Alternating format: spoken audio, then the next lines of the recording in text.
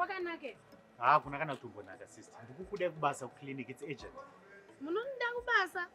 Ko 8 vamaivhaira navo vaive madegree neve madiplomas vakaenda ku. They are out of the country.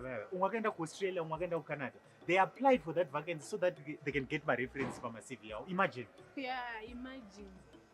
Sister, you know what? Kwakai, I know I treated you unfairly, but it's now water under the bridge, sister. You're my last hope. Maisavhaira paya muchiti hechipepa hechi handisusu takaita iwo macertificates ekungoti tinokutendai mauya kuzoswera nesu nhasi. Sister Chihera, hazvina kana basa zvazvo. As long as une bepa chete, you learn the basics on the job. Alright, ndinouya.